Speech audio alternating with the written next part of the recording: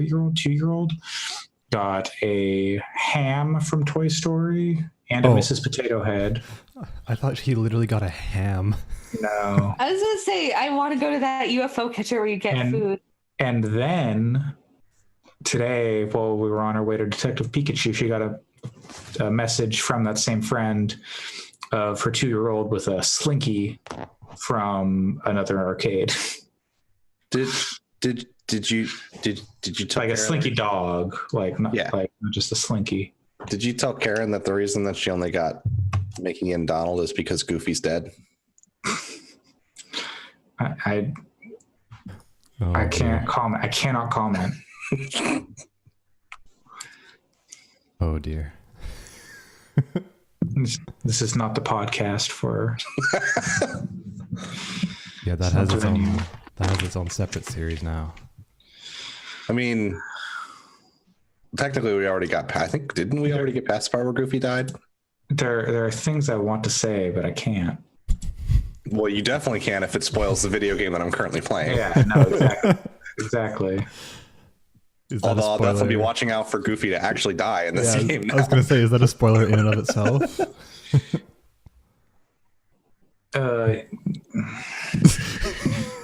It's Kingdom Hearts. You can't really spoil it.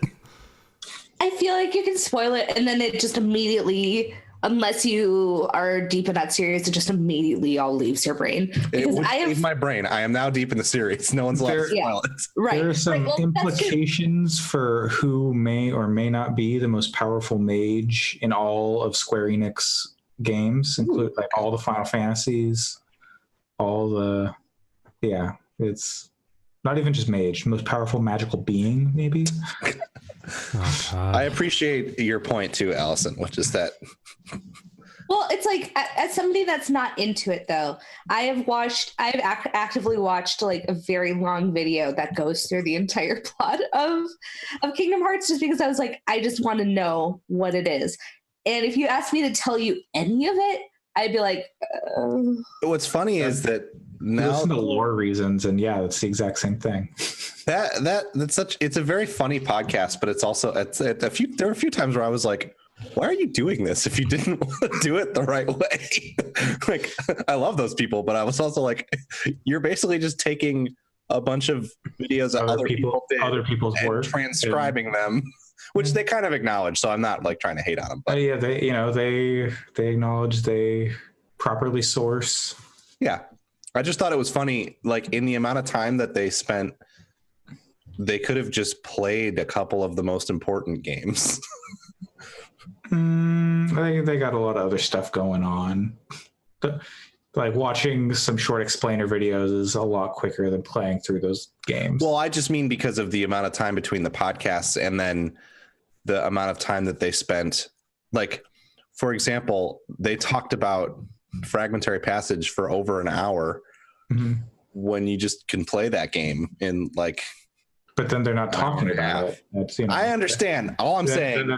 Then that's 2 hours or 2.5 hours instead of 1 hour. There's no doubt that what they did was faster than than actually playing the games.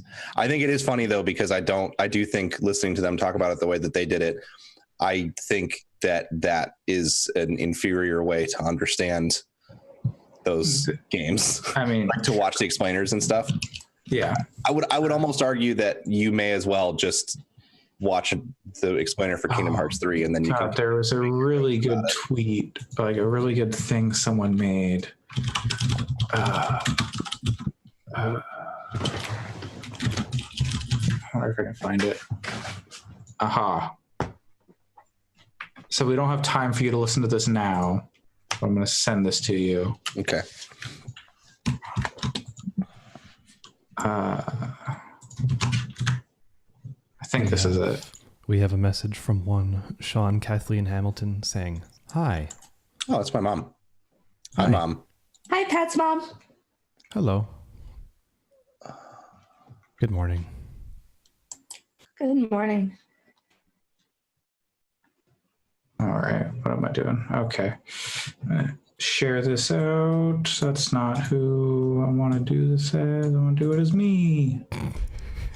I'm excited to do whatever this website is when we're done. It's I didn't get that far in, but then there were some other tweets that came out like in response to it that tells me it goes places. Good. So I need to listen to it again. I will say too, Lore Reasons is infinitely enjoyable.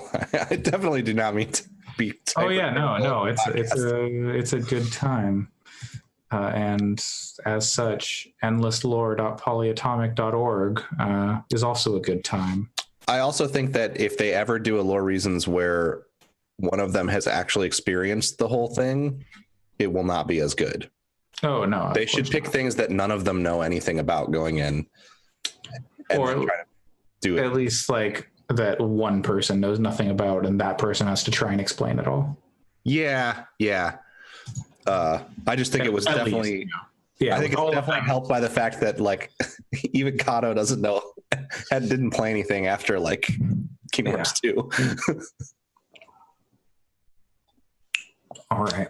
Someone, before we get this started, this will probably get our video muted in some places, but that's fine. Someone pranked me real good. I'll see if I can show you exactly how. Yeah, here we go. So someone sent me this, and you should get audio. Let me know if you don't. Oh, wait, now I'm not getting audio. Are you getting audio? Yeah, no. Well, that's problematic.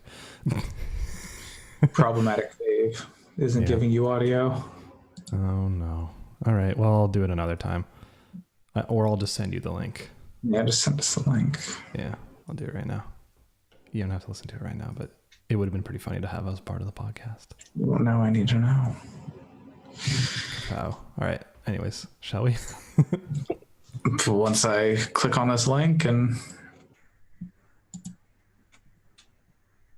Okay.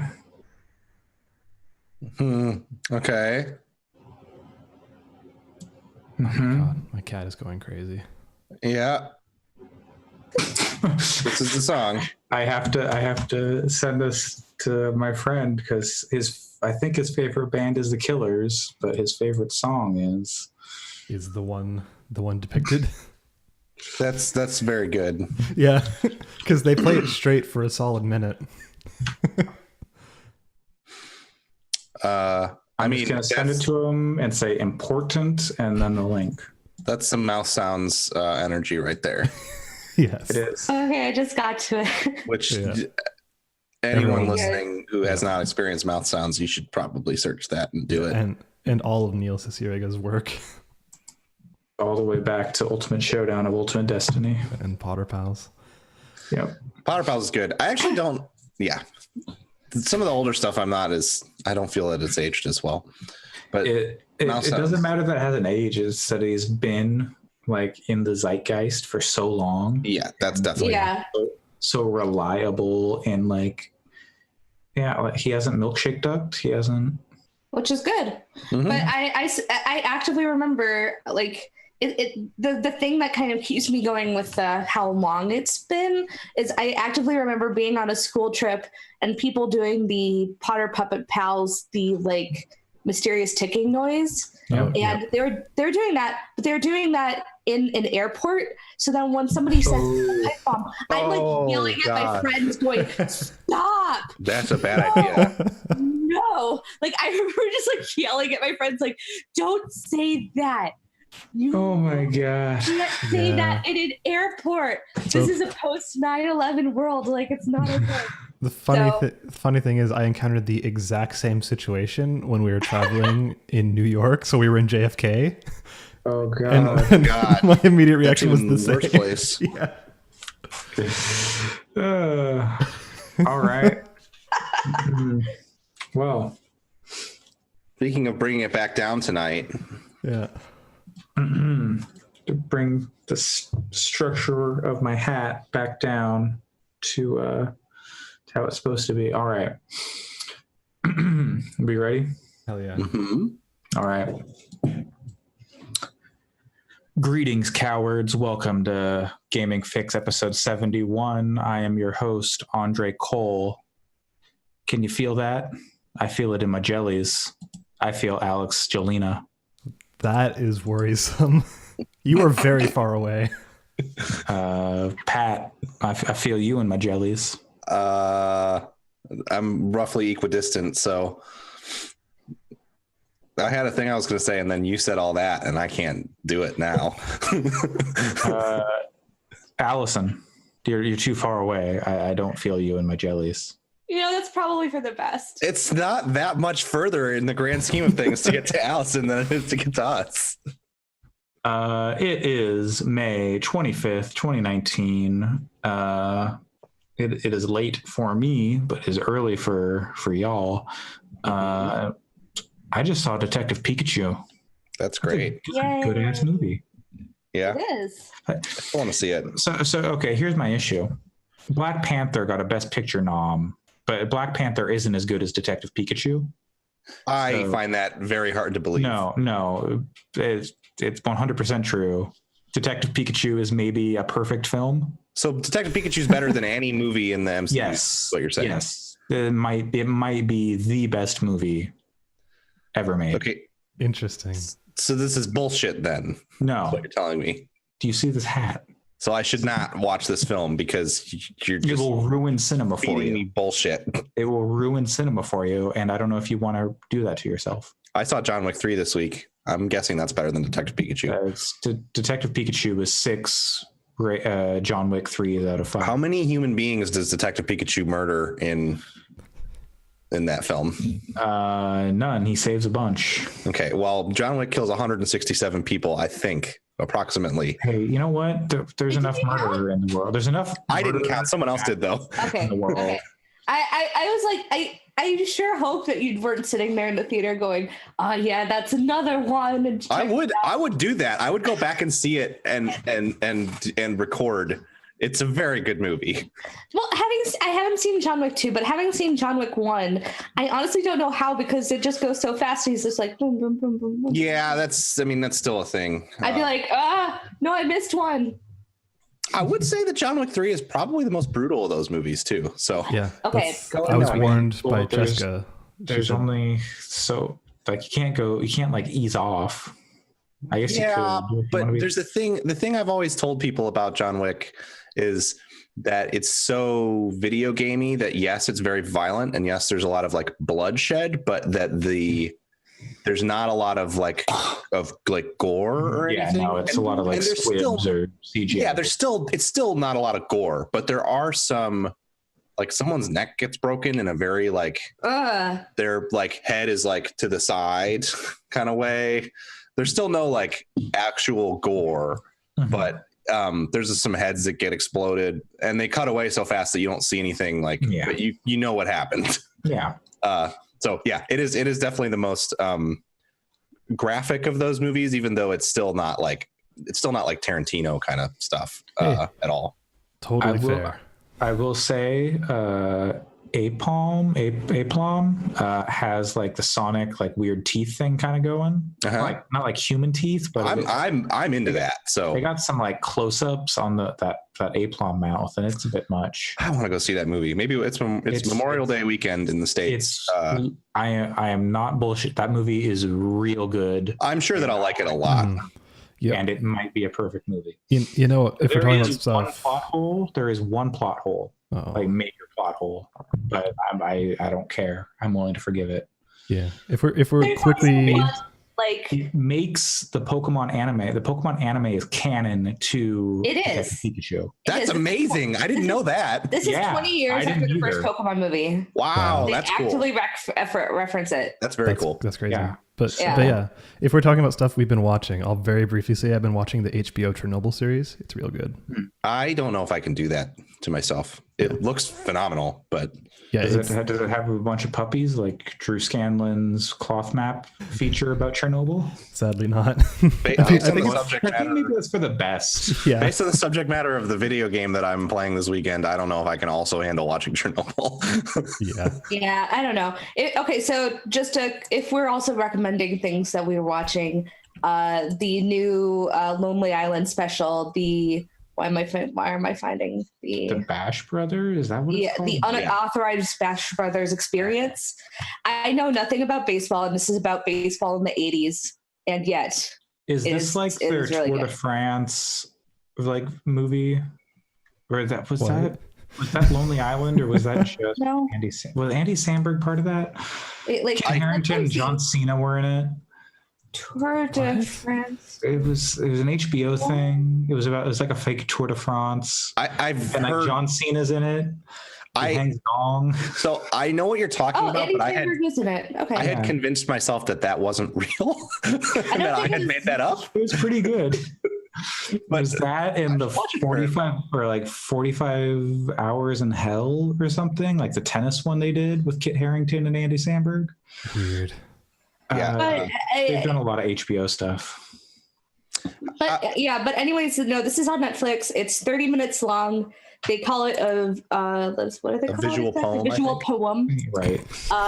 Because it's basically just the songs and a lot of fake pretentious like stuff. It's really, really good though, and I wholeheartedly recommend it. I'm probably gonna watch it as soon as we're done recording this. And like I said, like people are going, oh, is it like if I don't know baseball? I'm like, you don't need to. You just know a hard time. Yeah.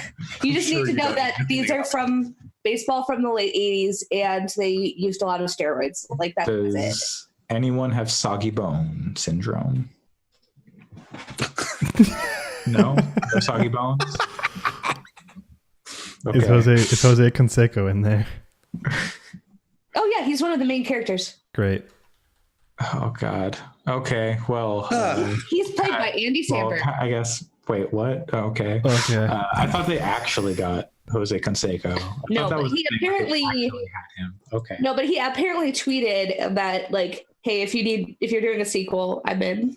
So fun fact, Jose Canseco shot himself. Whoa. He did. Not like a killed himself way. No. He accidentally a firearm into like his hand or his foot or something. He was one of the first baseball players I ever saw like play baseball in person, because he played for the Tampa Bay Rays when they were still called the Devil Rays in 1999, which was the first baseball game that I ever went to. Well, that's not true. It's the first baseball game that I really remember, though.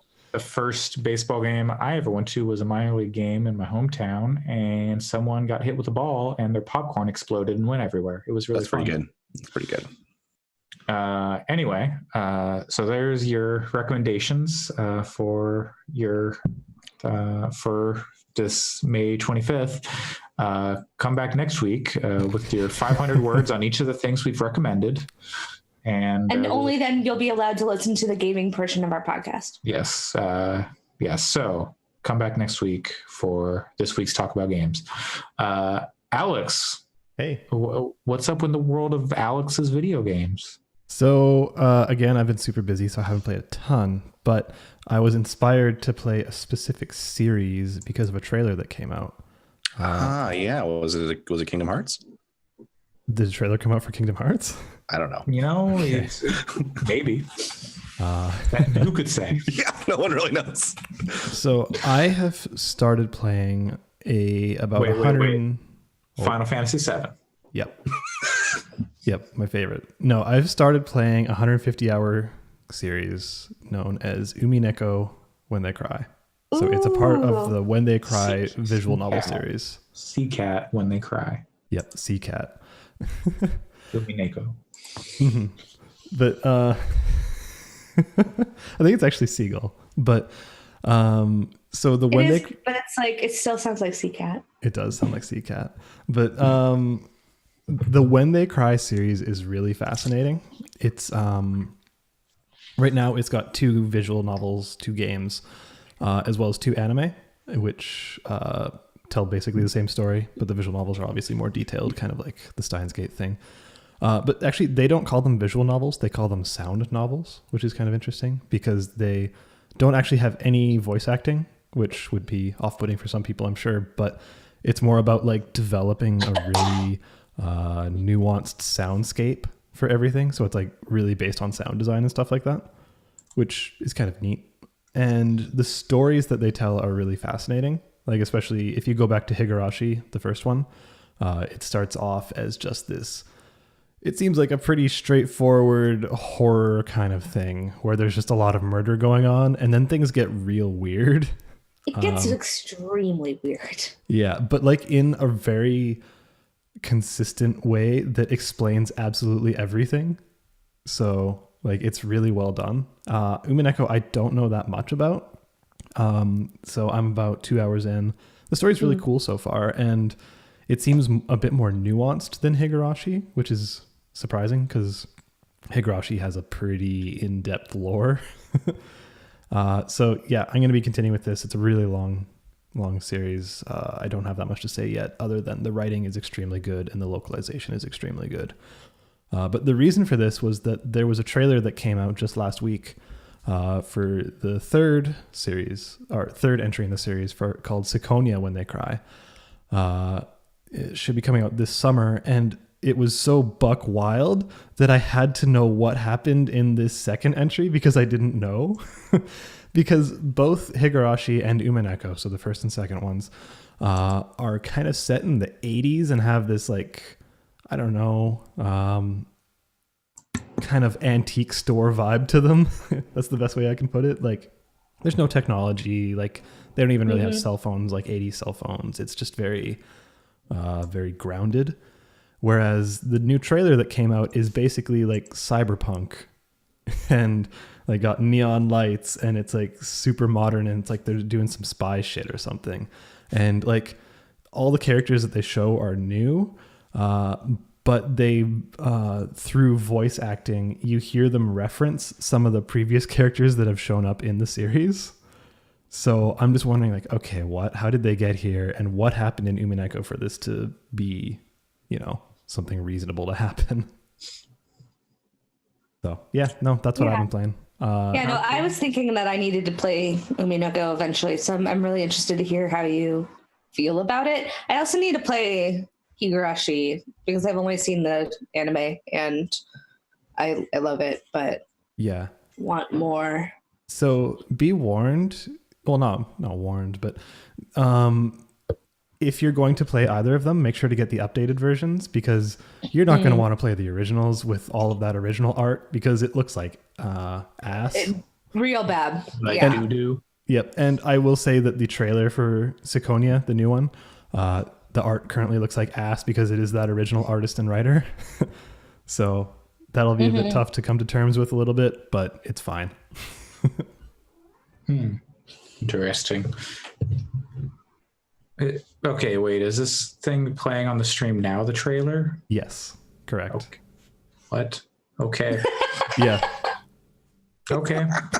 Yeah, the art is kind of ass. It was no, that's not even what is that, like, okay, like the art, whatever, but just the content of the what is happening. Okay. Yeah. It's certainly not very antique story. No. Yeah. Oh, it should be noted. I don't know if you can hear my cat going. It should be noted. Is that the sea cat that we've heard of so much? Yeah, he just wants to speak his mind this morning. But it actually has a simultaneous release in North America and Japan. Oh, dang. Which is very rare for a visual novel. That is good. Yeah, because I was looking at Higurashi on Steam, and apparently they haven't finished like translating all of it. Yep, they're releasing kind of every chapter as they translate it. So I was like, I want to play the whole thing. Don't do this to me. But yeah. But if they have a simultaneous release, that's cool. Yeah. But when is that due out? Summer. Okay. Hey, that's almost basically now. Yeah. You probably play it right now. I don't know. Who could say? I'll start it right now. Who's to say? Either way, the series is really cool. Looking forward to seeing what happens in Umineko that explains why they can, travel seemingly 50 to 60 years in the future with the same characters. Is it okay? So it's the same characters in the future. Okay. The character, they only reference one character, and it's kind of a side character. Allison, if you remember the Answers arc of Higurashi, which is the second season of the anime, there is a specific member of a special forces unit who is the leader and has his hair in a ponytail most of the time. So they reference him, who's like kind of part of a PMC. Anyways. Okay. Interesting. Yes. I Wait, guess. Umineko has a fighting game? Yes, it does. Of course it does. I'm looking at this on Steam, sorry. Of course it does. It's probably made by What is Arc. this? It's like Apparently it's actually pretty Umineko good. cross, like Senran Kagura cross Danganronpa. Cross tag battle, Umineko. Okay. Well, if that's all you've got to talk about, Alex, Allison, what did you bring to share? I played the game Shakedown Hawaii, which is a top-down GTA-esque game with Is a this from the lot. people who made Retro City Rampage? That's correct. Okay. That's correct. I played it on Switch. Think it's available. It's available on Steam, or it's going to be available on Steam. It's going to be available on Steam, but it's available on Switch right now. But basically, it's very much a top-down GTA where you're playing as the CEO of a company, and you're basically trying to get your company back at whatever cost necessary. Basically, doing a bunch of like shady ass, not legal ways to get your company back on top.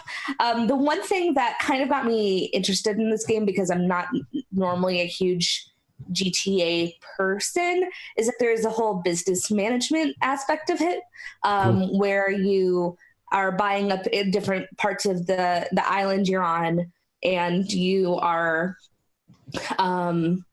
basically trying to run your business. So you have a daily income that allows you to buy different things, which allows you to give yourself an income, which allows you to upgrade things. So that's part of why I got into it. And to be perfectly honest, I don't think it's quite as developed as it could be. Mostly because you really quickly get to a point where if you do enough upgrading in pretty strategic ways, money just becomes no object anymore. Like I got to the point where I was just like, oh, I can buy literally everything right now. And I was midway through the game. So it was a little bit frustrating. And part of that is also that I don't think it's quite as deep as it could have been, because they kind of satirize this where they say, oh, we're going to buy gift cards for everything. Like you can have gift cards for like your apartment building or whatever, but it's literally like every multiplier and every upgrade can be put on every single business item that you have. So it's like you own a house, you can set up gift cards and like other like things that make zero sense for it to exist. So that was good, or that was something that I would have really liked to be a little bit better, because I think it could be really fun to do that kind of business thing. Well, and also there's certain points where it's like if you intercept a delivery truck, you'll get the things cheaper and it'll add to your daily stuff. But it's like, that's just pennies like a drop in the bucket compared to all the other stuff that you're doing. So it really, those activities to upgrade your business don't really matter as long as you're actively buying things. Yeah. But other than that, it's pretty serviceable GTA, like where you're roaming around the city, you're shooting things, have a variety of weapons, a variety of activities you can do. And it's all has this very not at all subtle critique of capitalism, which I have to say I'm a fan of, but I don't know if it's necessarily in any way necessary, just because it's very much like companies are going to do anything to increase the bottom line, and that's kind of it, but just in different forms. So I think it's definitely an interesting game, and since it's not like terribly expensive, if it's some you like those kinds of GTA games, or if you like that kind of top down thing, it's easy to recommend, but it's just one of those games where I feel like it could have been better, which I say is something that I've literally completed the entire thing. I've done every side activity, bought everything on the island. Like, I've done pretty much everything you can do in the game, except for there's like one collectible that I'm just like, I'm not going to do that. But how long did it take you to do that? Only about like 10 hours. So it's not particularly long.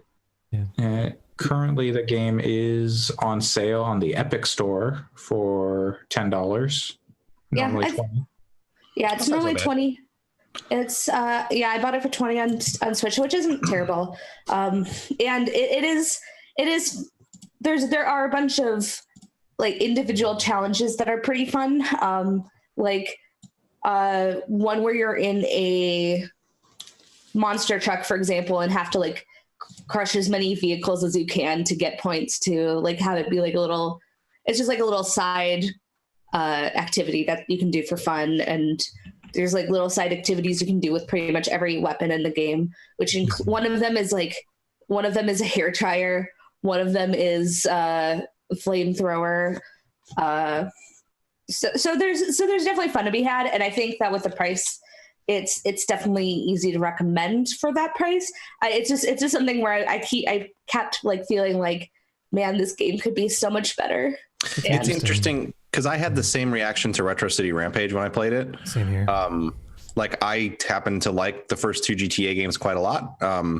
And so I was excited to play Retro City Rampage, and then it felt just like super thin. I think I played it for like 2 or 3 hours and then was kind of like, this ain't it. Yeah, I had a very similar experience, Pat. It felt like the kind of game that, like, it didn't feel like it had any real direction to me. It felt more like you just sort of drove around and blew stuff up, and I didn't feel like there was any kind of progression. It didn't feel grounded at all, like progression in any sense, not even just like, I don't know. I was very disappointed in that game. So this game looks a lot better. Yeah, and there's definitely progression in terms of having like the business. Yeah, that seems like it adds a fair bit. And then also there's a full story through it. So Retro City had a story. It was just so incoherent to me that it was like impossible to follow, and it was very like. It's just so stream of consciousness that it was hard to really like get invested in any aspect of it, because it was like, now we're making a Back to the Future reference, and now we're making this reference, and now you're going to fly across the city, and then now you have a bazooka, and now you have a machine gun, and it was all just very like, what are we doing? This is so scattershot. Yeah, I never played it, but this is definitely a lot more, I'd imagine, more cohesive, since it's all really focused like on from the footage we business and capitalism. I just think that it's like, man, this game could be amazing if you had just done a little bit more with like some of the business management aspect. With some Sure. I mean, look, like Retro City Rampage was definitely going for the GTA 1 and 2 vibe. It looks like this is going kind of for the Chinatown Wars vibe. I don't know if you guys played that, but it was I like that one a lot too. Yeah, it's on the original DS. I think it's out on iOS and Android now. But yeah, that game was all about, like, it was that over top-down style, and also all about the business. So, Allison, if you haven't played Chinatown Wars, I might suggest to try it, just to kind of see if you like it. It depends on a little bit on how you feel about drugs, because there's a lot of drugs. Yeah, it's a lot of like selling cocaine and stuff like that. Yeah, I mean, I don't have an interest in them myself, but no. I just I just know some people who were turned off by how. Right. But I don't mind the references to drug trade was like it's not subtle in any way. No, and it, unlike other GTA games where you might like have a mission where you have to take the drugs somewhere, in Chinatown Wars you are strategically taking over neighborhoods so that you can sell drugs in them, which I know for some people might be a bit of a trigger. So I would say that is a content warning going in. Otherwise, it's a pretty awesome game, and for sure. It doesn't do it in a tone that's inconsistent with the rest of GTA. So and I actually might check that out, because I haven't really gotten into any of the any like GTA 5 I didn't really ever get into, or any Vice City or San Andreas, but I kind of might like it better with this top down you in the business. It's not. I'm a fairly big GTA fan in general. I wouldn't say that it is my personal favorite one, but I think there is an argument to be made for it being the best of those games mechanically, because it has a lot of stuff going on that that hasn't been done in other games in that series to that degree before. GTA Online actually kind of gets at some of the stuff that they did in Chinatown Wars, but that's such a wild separate thing that it's not really. that thing is basically turned into Trackmania. It's fucking in more ways than one. Yeah. I'm listening. I played a few hours of that last weekend too. So yeah, play Trackmania. That's the takeaway. Right? I meant GTA Online, but I would play Trackmania too. Trackmania. Oh man, that game's so good. It is. I've put a lot of hours into that. But you can. There's GTA races now where you can like the tracks are Trackmania tracks, literally like above the city. They are big, huge, and there's ones where you can transform into different things, and it's wild. It's very fun, but it's weird. Allison? I feel like I must have more than 62 hours in Trackmania 2, but yeah, maybe you had the separate Nioh launcher for a while. But Allison, do you know if this game, with the current game, do they plan on having like any kind of mod support? Like, are there going to be custom levels that people can do for Shakedown, or? Oh, that's a good question. I honestly don't know. Yeah, especially since I was playing it on Switch. Yeah. Maybe on the but on PC probably. Did Retro City Rampage have anything like that? I can't remember honestly. I believe there is the ability. I think the answer is yes, but I never played it on PC. I actually played that on Vita. I don't see anything with like a store page or with like a community page or anything. Okay. Yeah. I don't see like a workshop. I don't see any workshop stuff. It just seems like this game could be really interesting if you could have some kind of like, what was the name of that game? Castle Doctrine. If you could have that kind of multiplayer, asynchronous kind of thing, but with this kind of window dressing, it'd be really neat. Mm-hmm. Yeah, I like the way that this game looks enough that I may check it out. Because the visuals are very much a thing that I enjoy. So even just looking at that art for a few hours might be fun. So I mentioned how the game is on the Epic Store.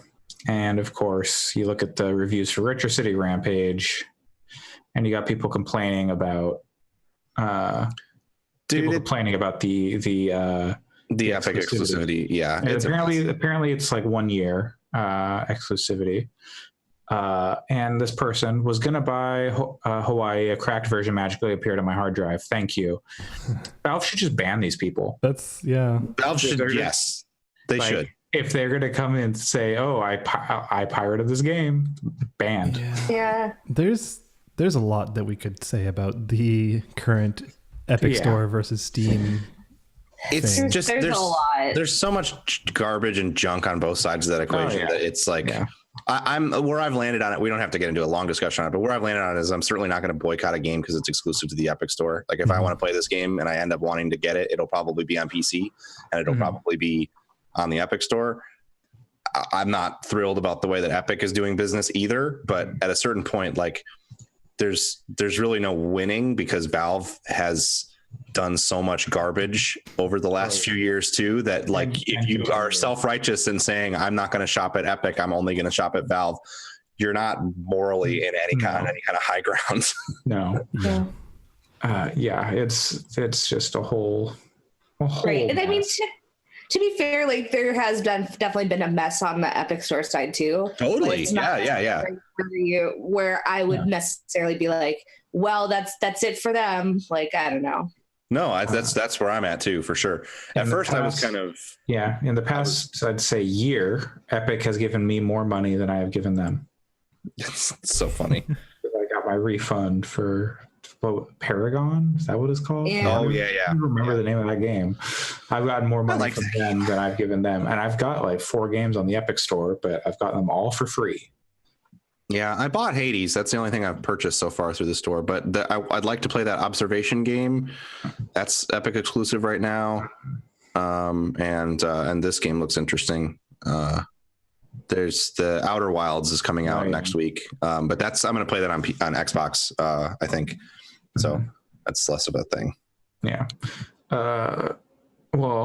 Pat, you've got a lot of stuff, so I'm just going to talk about what I've got first. That sounds good. I'm not planning on like going into detail on each of those games by any means, but yeah, you should go for it. So I played a little bit of Dauntless. We can talk about that real quick. Yeah. I didn't play too much, maybe just like 4 hunts or something. Dauntless is, I don't know, I think you talked about it a little bit, Pat, a while ago. Yeah, I've played quite a bit of it. At one point I made it to the kind of end game-ish stuff, but more stuff came out, so that's it was in like early act or like beta or whatever. But this was within the last 8 months, so it's not like that. So it got full release. It came to the Epic Store, free to play. So there's another game I have on the Epic Store but also I started playing it on PS4. That's where I've done most of my playing. Does the account stuff sync between the two? Yes, it does. Yeah. And on Xbox too. Yeah, so it's cross-play. I don't know if it works between like PS4. It must, because it connects to your Epic account. As far as I know, it's completely. It's the first title to launch on those consoles that is completely cross-play. But it's not just cross-play. It's cross-progression. Yes, so everything I did on PS4 transferred to the PC version. Yep, which is great. It's very cool. Yeah, and so I hope that like now that Sony is like not being a dick about it, that this kind of opens the floodgates and more games can do this kind of stuff. Obviously you're going to have like exclusive cosmetics or whatever that maybe won't be available on other consoles, but that's fine. They're cosmetic. You deal with it. So that's it's cool that they are making that option there. But it is weird. Like, I don't know. Like, I'm not sure what use case. I guess maybe if you have like a PlayStation at one parent's house, an Xbox at another parent's house or something, that could be a use case. Or there are a lot of ways it could work, like PC to console, but I'm definitely not like, I'm not under the illusion that everyone's living room is like mine or everyone's setup is like mine, but I play stuff pretty equally between Xbox and PC. So the PC to console makes total sense. Oh, you mean console to console? It's like, it's probably just a function of the fact that it's already doing a PC to console. So why not just make it cross everything? Especially if they were to do a Switch version at some point, which they have said is in the work, and I think summer is what it says. It's totally doable. Like the game has a stylized look that is very like, it's not super intense visually. So the work. Hub World frame rate on the PS4 would have you think otherwise. I mean, there's a lot of lighting and shadow stuff going on. It's got that kind of like. It is like sub 30 in the. That's sub 30 in the Hub World. It's fine in the hunt areas, but they're very sparse. And like I said, I've only done like 4 hunts, but like it's fine. I have maybe if I get further in and like do some more stuff and like as it gets more difficult or something, I'll find more enjoyment out of it. But so far it's just been kind of like I actually don't think you're going to get any more enjoyment out of it. Well, I'm going to try it out for a little bit. But like when I've got Monster Hunter World sitting there and also with Iceborne coming out later this year, like I think the designs in Dauntless, like I wish they were a little more varied.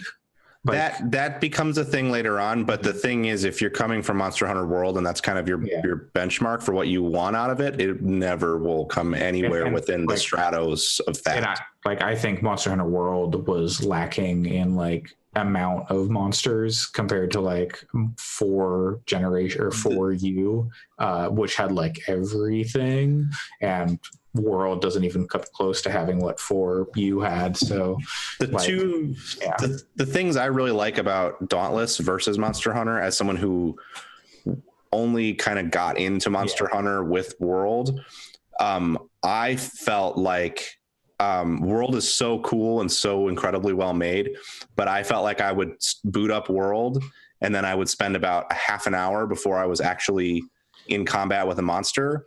And it got to a point where I just felt it was super exhausting. So what I wanted was something that was much more like, I want to push the button and be fighting the monster.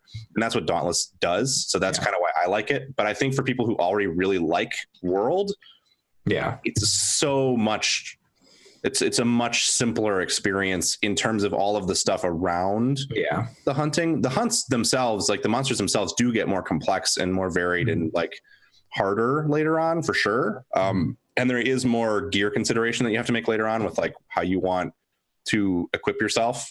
And the weapons are different and unique and interesting and stuff. So I think that like, as far as the combat with the monsters is concerned, it's on par with something like Monster Hunter World, but there's so much less, like you're not like having cats cook your food before you go out. You're not like tons of like wandering around in a super gorgeous environment, like collecting materials other than what you're pulling off of the monsters themselves. There's just like that, but there is like you're like picking up plants and like some ore a little bit, way, but that stuff is almost the environments are very, very sparse. There's like some trees, and you can knock the trees down in the fight, or the monster will knock the trees down in the fight. But yeah, it's pretty bearable, and it's a free to play game, and I'm not asking for it. It's also the point too. I'm not asking for it to be Monster Hunter World. Yeah, but like after like I tried to play it.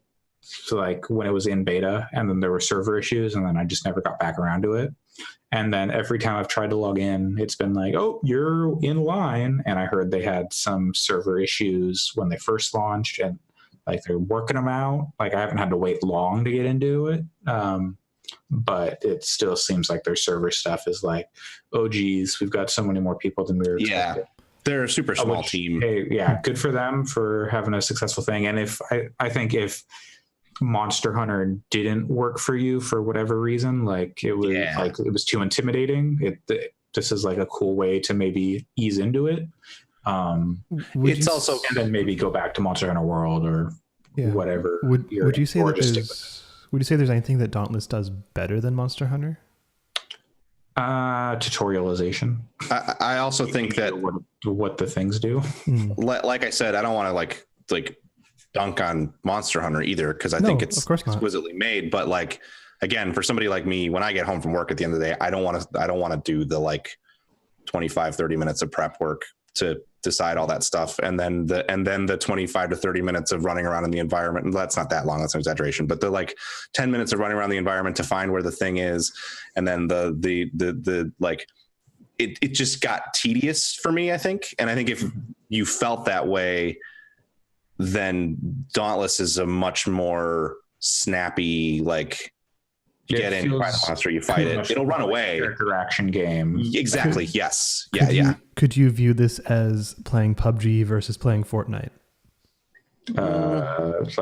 Just in terms of commitment and like how serious you have to take it and stuff like that. Having not played Fortnite myself, like I don't know. I think they're like, I don't.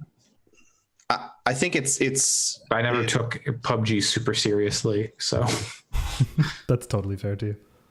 Yeah, I don't know. I think that they're both better games than those games.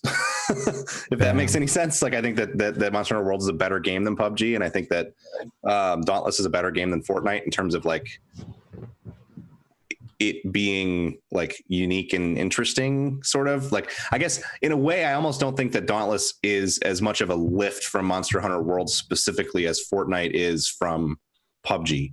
Sure. It's still like obviously inspired by Monster Hunter, but there's more unique stuff going on with the way that they have structured it compared to something like Monster Hunter World specifically. And you see more of that as you go along, but the ways that the progression expands and stuff is very different and interesting. And I think like the other thing I would say is like the time commitment in Dauntless is about learning how your weapon works, which is also a thing in Monster Hunter. But honestly, I'm trying to choose my words carefully, but I fail to understand what the lush preparation stuff in Monster Hunter actually adds to the experience after having played a lot of Dauntless. Like not the basic like picking my gear and picking a food dish, but more how like intricate the environments are and stuff. Other than just like looking cool, you know. I mean, they make it feel like you're, you know, actually going into a space and hunting a monster in its like natural habitat, making it feel like a place that is actually lived in. Yeah. Whereas like it in Dauntless, it feels so barren. Like it's just like, oh, yep, no, this thing is literally just here for me to kill it. Yeah. And like, I mean, if you just want to do the fighting, that's, you know, that's fine. Right. Yeah. And, you know, maybe that makes Monster Hunter a little more fucked up because you're, that's not like, oh, this is where, well, on like a, yeah. I'm not a, you know, you're not a bad person for playing Monster Hunter World or Monster Hunter in general, but, you know, you go into this place and it's immersive, I guess.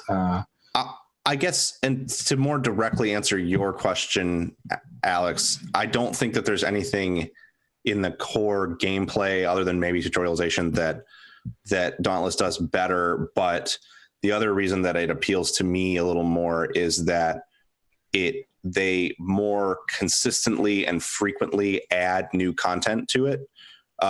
Like, who knows what'll happen after Iceborne, but Monster Hunter World is very much like a video game that you purchase in a box and it has some events and stuff, but it's content complete. And then, you know, expansions will come out for it. But Dauntless is much more of like a live service game in a sense. Yeah. So like you do kind of get that like there's a reason to constantly log in and play it. Which is going to appeal to some people or not appeal to other people. I would love for them to put Monster Hunter World in a more service game position. Like, I wish they had got it more like for you. I don't know what state Generations is in, but like for you had like online quests that were constant, like unique monsters and like you know, stuff like that, and like, oh, do this quest and you get like a Mario and Luigi skin for your Palico. And they do also, and they've got like they've had the skin stuff with like Aloy and The Witcher. And and that stuff's really cool. I need to play that game more, but that's, you know. And I would actually like to play it more side by side with Dauntless to try to kind of understand, because what ended up happening with Monster Hunter World is I played it for probably like 25 hours and the whole time really, really enjoyed it. And then eventually when I got to like the third area, I think that was when it started to feel like super hard. And okay, here's another thing that Dauntless does better. Actually, this is the real thing. When you go to play Dauntless and do a hunt, even at any level that you're playing at, you hit matchmake and it gets 3 other people for you, and then you're in a hunt together. Yeah, it does matchmake. That is well. Now that I'm thinking about it and I'm trying to like articulate it, it's not I think it's as much that as it is the prep time stuff in Monster Hunter, because I think I could get around that because of the other kinds of games that I like. But I think I hit a point in Monster Hunter where it was becoming very, very hard and I didn't really have specific people to play it with. And the matchmaking got to a point where it was like, I guess I could search for rooms and then see if they're hunting the thing I need to hunt. Whereas with Dauntless, you pick a monster, you hit play, and there's a quick play option where you just get matched with someone for their hunt that they're specifically doing. And then you get bonuses for playing in quick play. So that is at its core, that's the thing it does better, I think, is that it is very much like you can have a group immediately. And it surfaces a lot of information and just gives it to you right there. Like, oh, this monster is weak to this. It's going to do this much more damage or this much less if you're using this kind of weapon or like this element or whatever. So it gives you a lot of information up front, whereas Monster Hunter is like, oh, go look at the almanac and read about, you know, you have to fight this monster like 6 times. And then you can know like, oh, here's its weak point and it'll take extra damage from this kind of like thing and stuff like that. And I don't necessarily think that's bad either with the kind of world that they're trying to create in Monster Hunter. And I mean, I'm kind of like contradicting myself now with the like being frustrated about the prep time thing. But the more that I'm thinking about it, the more I think that what I said as prep time, I meant as it's just hard to get into the game in a sense that it is playable, like, because you need people at a certain point. You can knock out a hunt in Dauntless in like 5 minutes, if depending on like the level. Like the early ones are really quick. Later they get definitely I assume harder. But. The other thing that they do later that's interesting is they start to introduce, and Monster Hunter may do this too. I didn't get to the very end of the fights, but they start introducing some like really wild monsters that do things like there's one that's like it like teleports. It's like kind of like Night Stalker, and it can like pull you into this dark world where you have to like survive specific attack patterns, and then it spits you back out into the world, and you have to like anticipate portals that it's going to come out of and stuff. Like it gets like real wild with some of the void based enemies and the astral enemies, which are like specific elements. So there are later on, there is some crazy stuff that kind of happens with the monster design. Well, I've got nothing but time right now. And that's another nice thing, that it's not better than Monster Hunter World because you just buy Monster Hunter World and then you have the game. But Dauntless is very much, from what I've seen anyway, not pay to winny at all. Like you can, obviously it's all PvE co-op stuff anyway, but I've never felt compelled to spend money on anything because it's mostly cosmetics that you can buy. They've got a battle pass going right now, and I did get some like grenades and stuff from like the second level. There's stuff you can buy for sure that is gameplay affecting, but it's all basically like stuff you could craft easy. And and it's just time saver stuff, because you can drop into the worlds and like run around for 10 minutes picking up herbs, and then you can craft like the same amount of potions that you can craft all the potions you need, or you can spend $5 and buy like 500 potions so you never have to craft them again. So it's all time saver stuff. There's no like buy this cool sword. So that part of it's pretty good too. So yeah, I don't know. I'm gonna give it some more time, but like if you're already deep into Monster Hunter World, maybe you don't need to, but also maybe, it's nice to have like a steady stream of content coming while you wait for Iceborne or whatever. Yeah. I think definitely if you have like a group of people you're playing Monster Hunter World with, it's going to be, this game is probably not going to work for you in a lot of ways because it feels so sparse by comparison. It's also going to depend a lot on whether or not you like the art style. I happen to be like kind of infatuated with the art style, but it's a lot less, like you were saying, like it's very sparse compared to Monster Hunter World. Like the environments are. No, the environments, and I don't, but like I actually kind of like the way that looks. I sort of dig that like animated kind of style of the world. I think the style is fine. I think it's just that there's nothing in it except some trees and like the occasional like waterfall. Right. And I wouldn't want a more complex environment because of how you read it to go and find the monster and stuff. Like it's so simple to find where the monster's hiding or being, that I think that like much more complexity in like adding lots of wildlife and stuff would actually kind of make it harder to get going. Man. Man. Well, that's what I'm saying, is that if that is the point for you, it's not the game for you. Just remind me how good Monster Hunter World is. It is. What if I started replaying that on PC? Iceborne. Iceborne isn't out until later. Do I want to start over? No. I got a lot of stuff. Okay. Well, the other thing is, sometime yesterday, I got an email from the nice folks at Sony, and they said, "Hey, you, listen. Here's a Nioh 2 closed alpha code." And I went, "Oh, hey, Nioh, that game's pretty good. Nioh 2, I bet that game is also going to be pretty good." And so I booted that up, and I was surprised to find a character creator. Nioh 1, you do not create a character. You just start out and you're some white guy and you go to Japan to chase down some other guy who like stole your wife, who was also like a spirit who lives. Wow. Who's like Spoilers. this happens in like, this is the opening cutscene. Kidding. No, I'm joking. The opening level. You escape from prison, and then In like England. yeah, and then you go to Japan, but it's the guy stole your wife, who is also your spirit, guardian spirit. I don't know. I never actually like. There's like a epilogue to that game that I never actually finished. I never played.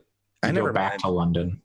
I definitely didn't manage to actually play through that game. I played the first few areas, and it's very cool. It's long, Yeah. like 80 hours. It took me like 80 hours to get to the epilogue, and I never finished it.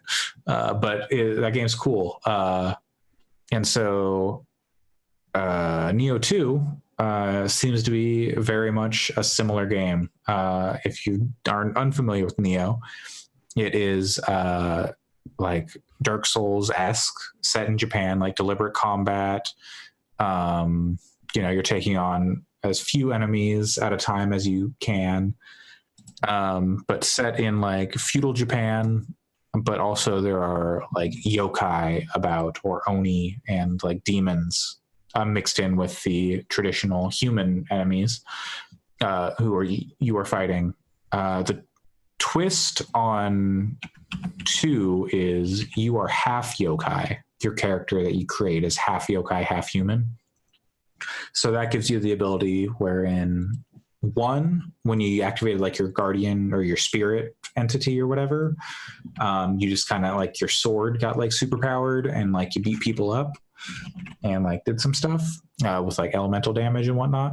In 2, you take on like a new form, like you become a yokai, and like you get all big, and then you have like, I think there are 3 different forms. There's like brute, something, and phantom, and they all have like different styles of attack.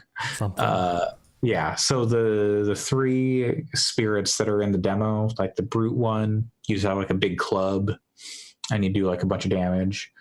The one I can't remember the name of, your spirit is a shark, and when you do like the special move in the yokai form, like some sharks come out, and then a big shark comes up from the ground, like made of water, and then it like damages them. Then it starts playing Baby Shark. And the other one is a bird. Yeah, it goes Baby Shark, do do do do do do, and then the sharks jump out and eat them. Mm-hmm. It tutorializes everything really well for the most part.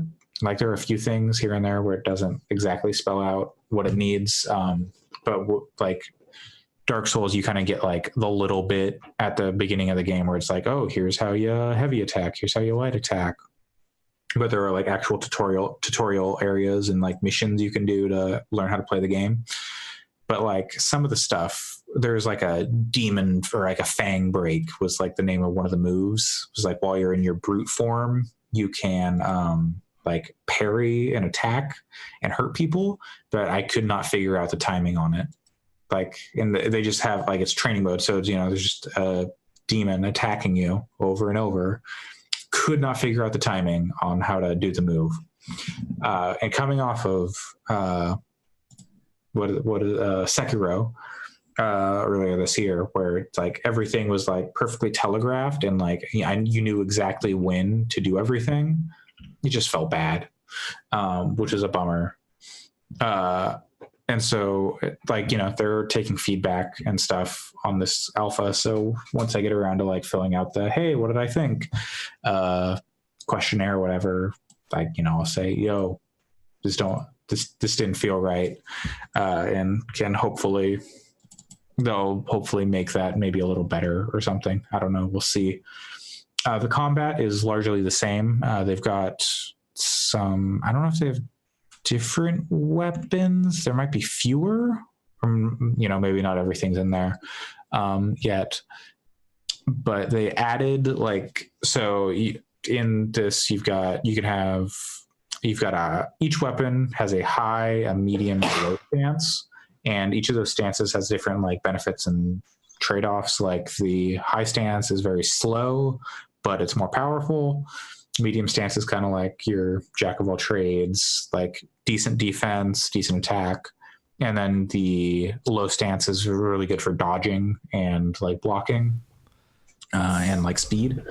You know what that reminds me of is For Honor. No, I don't know. Star Wars Jedi Knight 2 Jedi Academy. Or sorry, Jedi Outcast, sorry. I have not played it, but sure, maybe. I don't know. Only someone would make a Jedi game with some Souls-like stuff in it. And some, like, I don't, if there's like, I don't know, some fallen Jedi. I don't know. Anyway, yeah. So this alpha has, I'm assuming it's 2 levels because the levels are pretty long, like pretty sizable. Oh yeah, character creator. Before I get back, I want to get back to that because that was the first thing I talked about, and then we went off on a tangent. The character creator is really basic in this one. You're basically just choosing from some presets, but there are a lot of like customization options. And so, like, you know, you can be like a man, woman, skin color, all that kind of stuff. I don't know if they're going to have like stat bonus stuff. In the first one, there were stat bonus stuffs like, oh, I want to focus on like my body or like agility or dexterity or whatever. In this one, it's just everything starts off with the same, and you get to go from there and level up. I don't remember if you could summon people. You don't summon players. You summon like AI versions of the players. I think you do it in the first one. I think in some levels there were just the AI people that you could talk to and get them to help you. Maybe. I honestly, like in Sekiro, but I don't think you could summon them like we saw in the video. In Nioh 2, there are summons. You can put down like Righteous Jasper, and that will put down an AI version of yourself in other people's worlds, and they can summon you. And if you get summoned in other people's worlds and help them, then you get some items in your game. The problem is there's like consumable items that you need to summon people. Well, sounds about right. And they seem to be pretty rare, at least in the alpha. And so like, you know, the first you get like 3, and the first person I found to summon cost 2. I'm like, okay. And then I died with them. I'm like, dang it, they're gone. I couldn't summon anyone else because I only had 1 left. You know, and so like that happened a few times throughout that level where I was like, I found some more. I'm like, oh, okay, great. And then they were gone. I'm like, so that's, I don't know. I hope they fix that too. There was a cool thing where I entered like a yokai realm, and that changed like kind of the nature of what my character looked like. I don't know if there's going to be like any actual like gameplay ramifications for being in this area, but like it made my character have like 2 big horns sticking out of their face. That's kind of cool. Which, because they're part yokai, so it like was like, you're in the yokai realm, so your yokai side is gonna come out. I think the design on the characters and like the different like forms you can take are really cool. Like I think the Phantom one looks so rad. Let's see if I can find a picture and show you guys. But yeah, it's more Nioh, and it's brutally hard. Sometimes maybe a little too hard in some places, I think. You just get like, I don't know. Like, I feel like the soul stuff was always like pretty fair. It's like, I made a mistake here. And in this alpha, at least, it's like, no, I'm in a bad spot, or I didn't expect this, and it's not fair. Like it, like, this guy hit me, and then he hit me twice, and then I'm dead, but he shouldn't have done that much damage to me. Or, oops, I stepped in this fire. Now I took all my health. Oh, great. So yeah, that Nioh 2, it's kind of what I expected. They didn't change too much, but also I think the changes they are making are smart.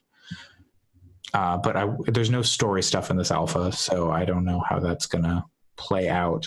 There was like a weird cat that followed me around and gave me a buff, but it was like, all cats do. It's kind of creepy looking. It's like very compact and like rotund and it has really big eyes. Sounds like a cat to me. And then when I went into the yokai realm, it had a bunch of spikes and it just kind of rolled around after me. Weird. It was weird. Do we know if this game's coming out on PC and Xbox at the same time as PS4, or if it's coming to Xbox at all? I don't. Nioh 1 never came to Xbox. Okay, so probably not Xbox. I assume, I don't know when it came out on PC later, I think. Yeah, it did. That was part of why I didn't play through Nioh, was because like on the base PS4 it was real rough performance wise. And it was playable, but it was rough. And so I was kind of like, well, I guess I'm going to play this on PC probably instead. And then I never did. So I'd be curious to know if this one's coming out on both at the same time. It very well might, but I don't think they've said one way or the other. It might be like a delayed release. So they put it out on PS4 and then like 9 months later or whatever. I don't even know. I don't think there's a release date. This was also called a closed alpha. So who knows? It's probably pretty far off. Yeah. I don't think they have an actual date on anything yet. So this looks like it's running really well. I assume that in the video we're watching, the person's playing it on a PS4 Pro, but still, they do have like options for like resolution, frame rate, etc. That's cool. The first one had those options too, even if you were playing on a standard PS4. But I just found that none of them were really. Like you could turn it to extreme performance, but like it looked real rough then. Like it was kind of like playing a PS2 game or PS3 game or something. Stuff is like sub 720 in some spots. If you yeah. Because I had to play it on the performance mode because it was too framey on the standard default and obviously on the quality mode. But on the performance mode, it was like, what are we doing here? Like the fog was nuts. It was like you couldn't see more than 20 feet in front of you in some places, and the resolution dips were really bad, and the aliasing was terrible. So video games are hard, and like when a game like that is hard to make run well. So especially like the environments are very detailed. Totally, But it seems like playing it on, if you don't have a pro console, playing it on PC would be the way to go. If you do have a PC that will run it reasonably well. I've heard it's pretty well optimized for PC. Probably, yeah. So one thing about Nioh, if you don't know, is the levels are discrete, unlike Dark Souls or some other Souls-like games. The levels are discrete, where you're going in, you're like picking missions basically, and then you go into the level, and sometimes you'll have multiple missions on a level, but they'll like remix it and have you start in a different place, and like different things will be closed off.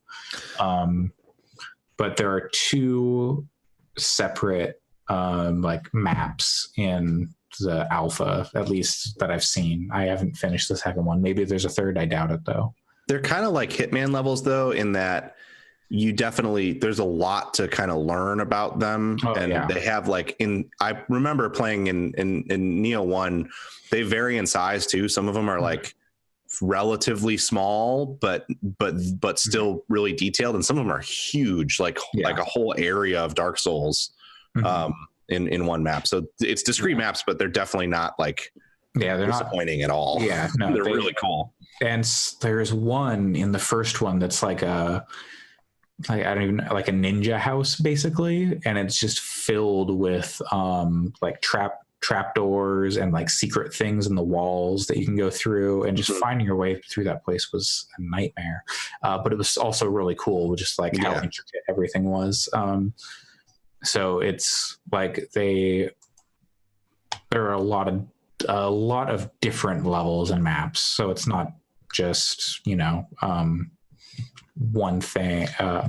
It's not just like, there's like 5 maps and I'm doing the same thing on all of them. And a lot of different things. Honestly, that first game, again, I didn't play through it all the way. But it's like the diversity in terms of like the weapons you can wield and stuff, and like the ways in which you can develop your character, I think kind of surpass some of the Souls games. Not necessarily.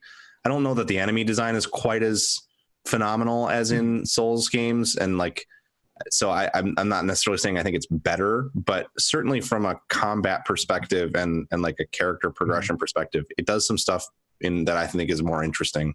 Yeah. Like I think some of the bosses got real cool. But like and I didn't get far enough to see that. Yeah. Just like the yokai design, I think is just generally pretty neat. But like there's like some like Naga type enemies in this alpha for the second one. You do a lot of I think the cool thing about Nioh was they had a lot of like one-on-one samurai duels kind of, and like, you know, you're using like magic powers and stuff in those fights, but it's like they kind of did the Sekiro thing before Sekiro where you're like, okay, this is a fight between me and this guy. We're just guys. We're not, you know, it's not me versus a giant dragon or whatever, like you get in Dark Souls. And like sometimes you get those like more personal fights in Dark Souls, like with the PvP mainly, but it just was pretty like you felt really cool when you're in this like field of tall grass fighting another samurai. Yeah. So that was I assume they'll have more of that. But yeah, I look forward to whenever the full game comes out, and I hope they kind of stick the landing on it, because they've got some cool stuff going on here. Cool. So Pat, you went on a quest of sorts. Yeah. Briefly, I'll talk. The first quest I want to talk about is a not Depression Quest, the game, but is a Chex Quest. Quest 64. No. The epic quest for loot. Russian quest, Eastern Bloc quest. The quest for gravity. Funny you mentioned that. From the developers of Cargo, the Quest for Gravity, comes a game called Pathologic 2. So people may have heard of Pathologic 1, like the first one, from the pretty phenomenal series of write-ups that was done on Rock Paper Shotgun around that game several years ago. Pathologic in general, the way it was originally sold to me was as a decision simulator, which is an interesting way to put it. But the idea is, at a base level, the idea is that you play as a surgeon who has come back to their hometown in Russia. I think it actually takes place in Russia. I'm a little fuzzy on it because I don't know Russia very well as I should. But it's a small town, or a relatively small city somewhere in Russia, and you're the surgeon. You come back to the town you're from. Nobody really remembers you because you've been away for a long time. And then by a few days in, a plague starts to ravage the city, and so you have to kind of use your medical knowledge to try to help people. And there's an idea of like you might be able to develop a cure for it if you are good enough. And then people say, no, we don't want your cure, because what if it kills our kids? I mean, there's still a little bit of that in there for sure. Actually, basically, this is probably one of the darkest games ever made, I would guess. It is extraordinarily kind of crushing to play it. And the original was very, very, very rough around the edges. The translation was terrible. I think it was Ice Pick Lodge's first game. And it looked bad. It ran bad. There were lots of bugs. The translation was very bad. It was hard to play it, almost impossible to enjoy it. But it has this thing about it that is just so weird and so interesting, and it has an internal mythology and logic that does make sense if you play enough of it to see where all of the seams and cracks are. So anyway, they kickstarted a remake of the game that they did release as Pathologic HD, which is like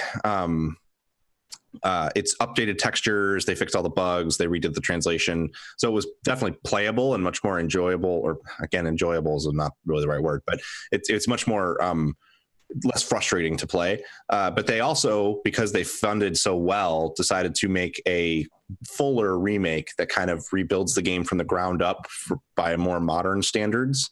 And that's what Pathologic 2 is. It's not actually a sequel to the game, at least so far as I can tell. But it does start differently, and it is a different experience from the original game. It covers the same general story and concepts. One thing to note that is not clear that I saw some people frustrated with, I don't know if it's worth being frustrated over it, but the original game had 3 different characters that each kind of have their own unique story in the world. And each one is like a full game's worth of content. Like it takes around 25 to 30 hours to play through the game. And each playthrough was around that long, as far as I remember. I didn't play through it to completion with any of them, but in this new game, only one of the characters is available currently, with the intent to add the other characters as like downloadable. Like, you'll probably have to pay for them, but I don't think that's worth being frustrated about. Like, this is a full game. Definitely. I think the thing, I mean, like, not to jump in because I've only really dealt with this game in terms of like reading about it. I've played like a very short amount of Pathologic HD, but basically from what my understanding is that to get the full experience of the original, you really need to have all 3 playthroughs. And I think that's a little different this time around, right. Because again, the general story is the same, but it's much more cohesive from just seeing it from one character's perspective. Okay. I think there's more. I mean, I think that it'll be really interesting to see the other characters come in later, but I don't think it's like an incomplete game by any stretch, based on what I've seen so far, because it is very different from, like, you do not need to play the first game before you play this one. And I'm someone who is playing all of Kingdom Hearts before I play Kingdom Hearts 3. You do not need to play the first game to play Pathologic 2. I would in fact say, if you're interested in playing this game at all, just get the second one and play that. Cool. It is different in a lot of ways. And I didn't even play through, like I said, one of the characters in the first game because it was too much. It's rough. Yeah. So anyway, what the game is, I don't want to talk super long about it, because I'll probably talk about it more when I've played through more of it. But what the game is functionally is a survival horror game with emphasis on the survival part. And without jump scares and stuff, at least so as far as I have seen and remember. It's super psychological. There's definitely lots of creepy stuff, but there's no like things jumping out at you. The combat is pretty rare. It can happen, but like when you have a gun, you'll have like 2 or 3 bullets, and they will kill a person if you hit them like when one shot, and you don't really do that. First of all, you really shouldn't kill people anyway. But it is heavy on the survival elements of like trying to keep your health, your hunger up, your thirst up, when you have to sleep and stuff. And that's kind of balanced with everything is on a timer. The game lasts 12 days of its game time. I don't know what the time scale is off the top of my head, but like I said, I've heard it's around 25 to 30 hours, depending on how much time you sleep, to get through it. And things are happening whether you're there or not. So it's very much one of those kind of games where if you hear a rumor about something, you have to make a choice as to whether or not you're going to investigate it, because you're missing out on other things while you're doing that. There's also elements of, once the plague starts rolling into town, you have to start making choices on who you're going to try to save. And this is where it starts to get extraordinarily dark, because like there will be sick children, and you can choose to spend your day trying to cure the sick children, or you can spend your day trying to research a cure and herbs in like the woods or whatever. So you have to make very hard choices about what you're going to do with your time, and people will die because of those choices, and the world will react to how they've died. Like the game opens with you killing people that attack you. It's not a spoiler at all because it's right at the beginning. And you have about an hour or 2 of game time before the information that you killed those people spreads. And as soon as it does, you start to see the meters in the corner go like, the townsfolk don't like you anymore. And if you piss off enough people, they'll just try to kill you when you're around them. So it's a lot of like managing your reputation as well as your health and making choices. It sounds kind of Frostpunky in a way, in that. Totally. Yes. Yeah. Except that you're playing a specific character, but even visually it has some, it's obviously not post-apocalyptic in like technically, but it sort of is because it's in this town that becomes ravaged by a plague. So, the other thing about it, and this is where if all of this sounds interesting to you, you should play it. But also there's like a cow god that shows up sometimes. And why not? There's these characters in raven costumes, but maybe they're also just like bird monster people. There's like at random places around town, there are people in like skin tight black bodysuits and with white face masks on that you can talk to, but they're weird. Sometimes people turn into them. There's like early on, they're convinced that there's a murderer that is I forget what it's called. A Russian folklore creature, basically, that is like a person that comes up out of the ground that is made of clay, that takes the guise of a woman. And I haven't seen that yet. There's also people that have like, they call them worms, but they're like worm people kind of. They're just around, like people don't think they're weird. And the one I met was very friendly. So this game is not just a straight, like, it's got a lot of weird shit. There's also there's all these trappings of things being a play that are very, like it's clear that element is important. So the point being, you can play through it once in like 25 to 30 hours. Are there little naked buddies that you can kick for fun? No, there are naked women in it though, which was a weird thing to read about to see people talking about on forums. There's not like, it's not like gross nudity at all. There's just like, there's step folk that are like kind of out in the world, and like sometimes they do like rituals and sometimes they're dancing around in the nude. It doesn't seem like sexualized from what I've seen, but I saw some people on forums that were like talking about how it's like a sexy game or something. I don't know. That's it's a weird. Big cow. Yeah. Right. Yeah. The buddies in Cargo were certainly not sexualized despite being very naked. Yeah. I don't know. It's a Pathologic is a strange game. I would say it's not for the faint of heart in that a lot of fucked up stuff happens in it that is disturbing. But it is also a very intelligent, interesting. It's not gross in the way that bad things happen. It's not particularly graphic from what I've seen so far either. I mean, it is and it isn't. People do get burned alive, but it's not like, you're not like exploding heads and stuff like that.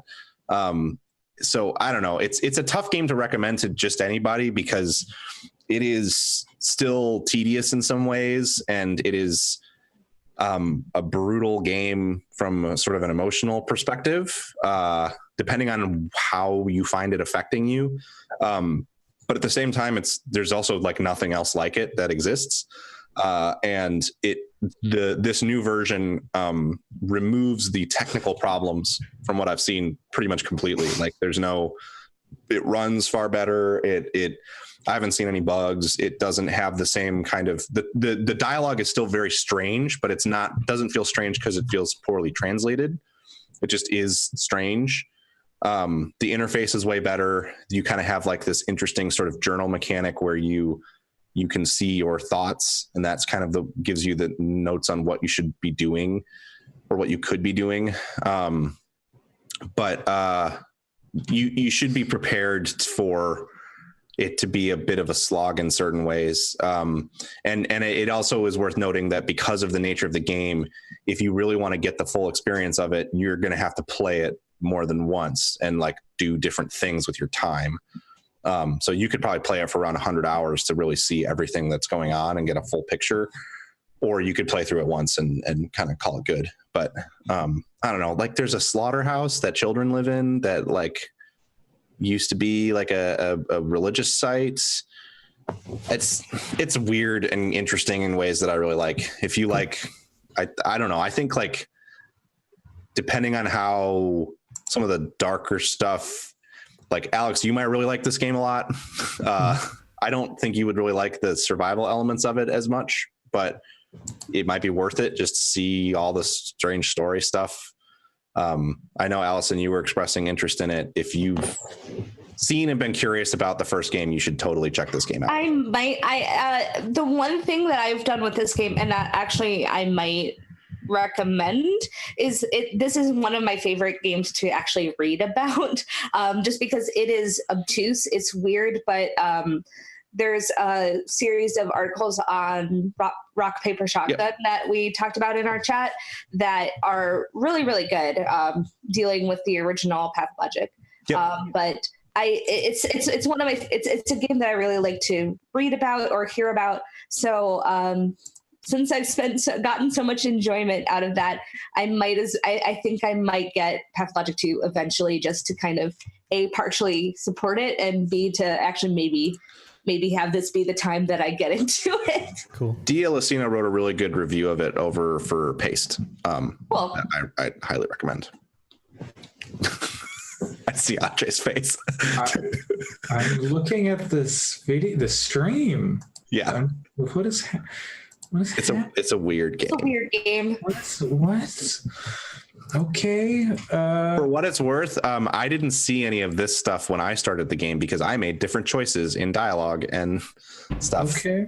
I was in this house, but the people that showed up were very different. Okay. So the other thing I have to talk about, and I won't talk about each game in the list because the other quest. Yeah, the other quest that I engaged in this week. The epic quest for loot was I like that game kind of. It wasn't very good, but I think it's still going, isn't it? Is it? Their Facebook is still active. Weird. Is the Oculus Quest, the new headset from fucking Facebook of all places, which I'm not thrilled about that connection, but at the same time, I can say that the Oculus Quest is like a pretty magnificent piece of hardware that I think is worth paying attention to. And I think it's odd that I feel like all of the gaming sites that I follow are not really talking about it at all. I don't know if they talked about it on the Giant Bomb podcast this week because I haven't been caught up. But I mean, it's a pretty remarkable piece of hardware. The essentially, if you're not familiar with it, what it does is it removes the PC or console from the equation, from the VR equation. It's a fully standalone unit. Everything is built into the headset.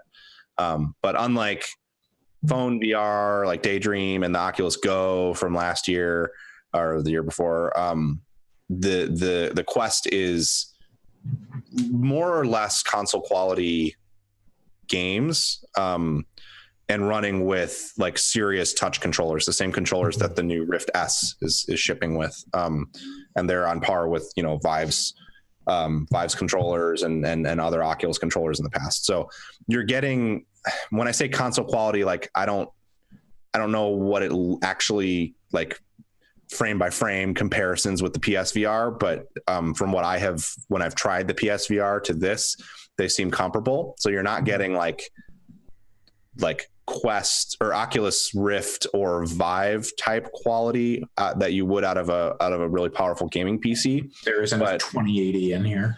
No, of course not. But it is well beyond what you may have come to expect from mobile VR.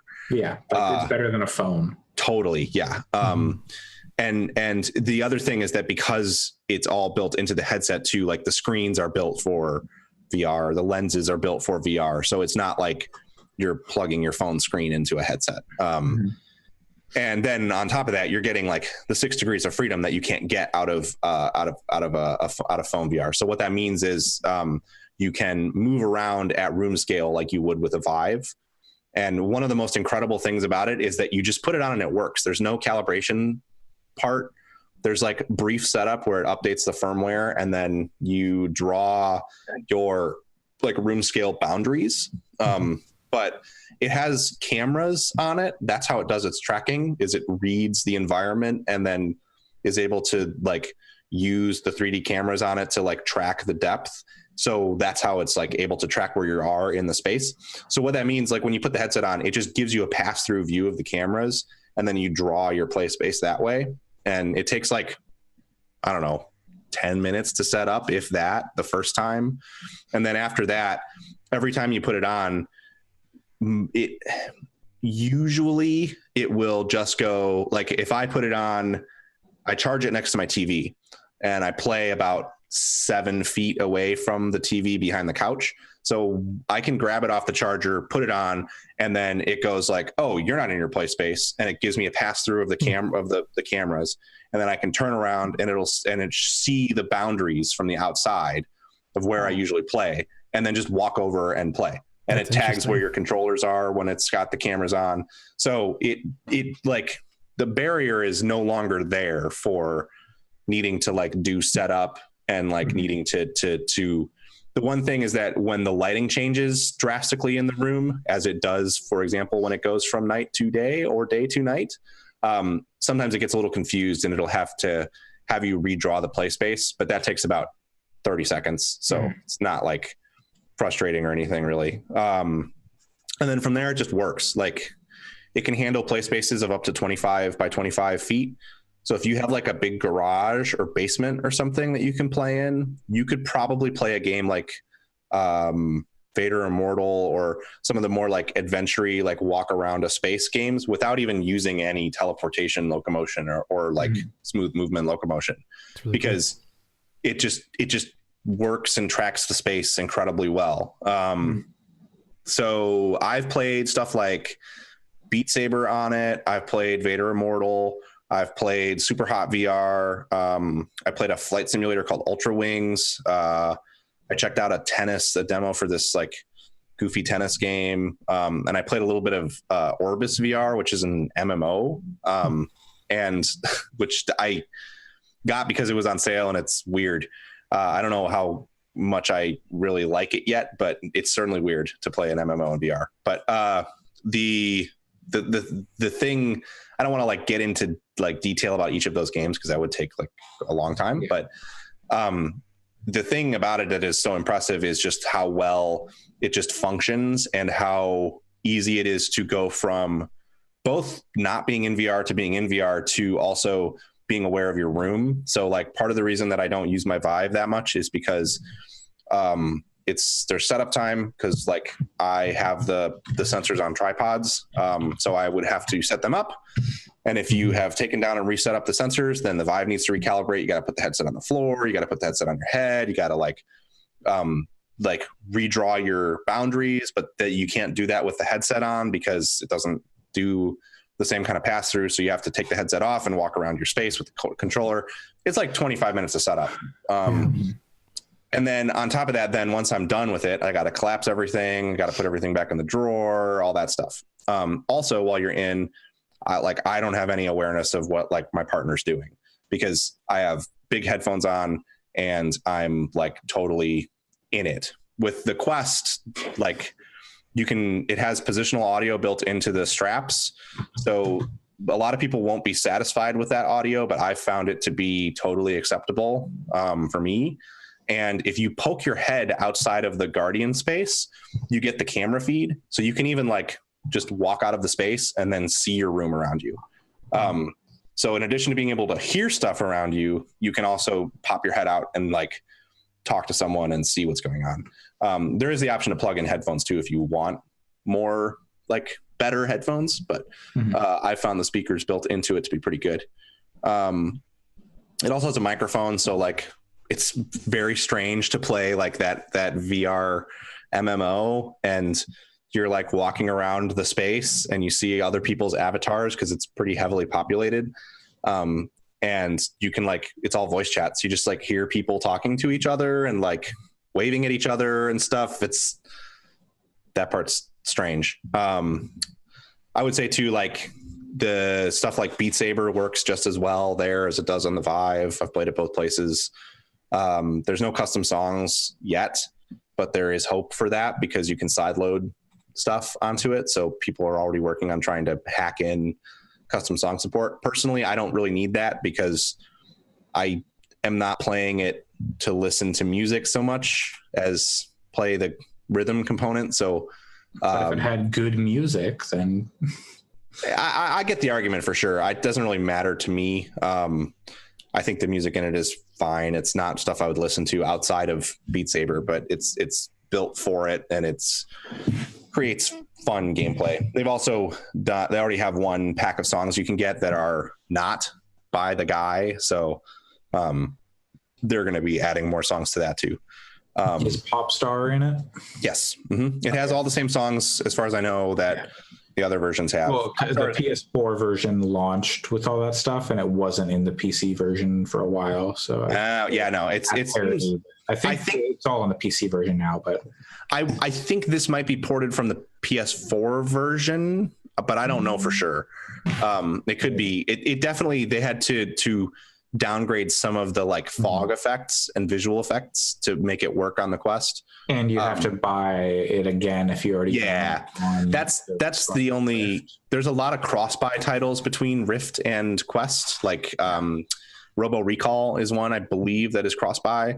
But Beat Saber, there was some controversy because like they jacked the price up $10 when they came out of early access, which I think is fair. That's part of how early access works. But then also you have to buy it again on Quest. Who's complaining? Like, is it people? It was a lot of people complaining on. No, but I'm just like, is it people who didn't buy in when it was in early access? Is it people who already owned it? I think the frustration is people who owned it on the Oculus store in early access for $20 were now being asked to pay not just $20 again, but $30 on Quest because you couldn't pre-buy it on Quest. Okay, so it's people who owned a Rift and then bought a Quest, and it would probably have stung a little bit less if you could have purchased it a month ago on the Quest for $20, but because the Quest store wasn't live until after they had already like. Yeah, no. So I'm just it's people who were complaining. Yes, were people who already own the game but were going to buy it again. Right. Okay. Okay. I would argue that if you're spending that much money on having VR equipment laying around, you can probably afford to buy a $30 game a second time. Yeah. And I certainly, as someone who owned it on Steam, was not upset about buying it again on the Quest store. Yeah. But it's. I mean, I guess I can see the frustration. I think maybe if that guy, the dude who made it, or the team that made it, have kind of been infamously sort of like arrogant and a little like, I don't know if shitty is the right word, but they don't have the most goodwill from the fan base in the first place. It's just that the game is so good that people don't not buy it because they are kind of like. Their reasoning for why they didn't want to do custom songs was because the guy who makes the music for it makes better music than anyone who they would get for custom songs. Yeah. Which is like, come on, dude. So the music in Beat Saber is not that good. No. It's good. It is good in the sense that for Beat Saber, works. It's like the perfect Beat Saber songs. Qualitatively for that game. Yeah, I think that was more his point was not that I don't think he was saying he's the best musician in the world. I think what his point was that without making music specifically for Beat Saber, it wouldn't be good to play in Beat Saber. But even that statement is not true. Like, and then they go and I put in Popstar, and it's phenomenal. Like it's my favorite song to play in that game. Yeah. Oh, absolutely. So far. I did that. He's there a little bit. I will say before we wrap up, I think the two most amazing experiences I've had on it. Beat Saber is a phenomenal game. It's probably going to make my game of the year list, and probably fairly high. because it is out 1.0 now. So this would be it's an incredible game. We already knew that. The thing that the two things that I experienced on this that I didn't understand how incredible they were. One was Super Hot VR, which I may have helped that I had literally come home from watching John Wick to then play Super Hot VR. But that game, if you, like me, have had access to VR, but said, I don't need to play it in VR. I played it in like on PC with a mouse and keyboard. I'm sure it's great in VR, but I've already had that experience. I don't need it again. You should definitely play it in VR because holy crap, it is like a wildly different game, and it is one of the coolest things you can experience in a video game. I think like it is so cool, and to be able to play it without wires, like the story I keep telling people is that there's the one level where you're on a ledge and there's people below you, and I killed a bunch of them, but then there were still two people shooting at me with the shotguns, and I had to like lay down on the floor to avoid the shots so that I was below the plane so they couldn't shoot over the ledge at me. And I reached up and grabbed an Uzi off of a shelf, and then without looking, like blind fired over the ledge and managed to kill them both. And it was like the coolest thing to like go through those actions because since it's super hot, you can do moves very slowly. So even if you're not the most athletically inclined, or if you're concerned about damaging things in your environment, you don't have to like do a bunch of super crazy fast stuff. You can just sort of very slowly do some really cool maneuver, which is the point of super hot. Exactly. And so like you can very slowly dodge out of the way of bullets and stuff, which doesn't sound like anything new if you've played it before on mouse and keyboard, but doing it in VR is a whole new when you're physically doing it. Yes, it feels so cool.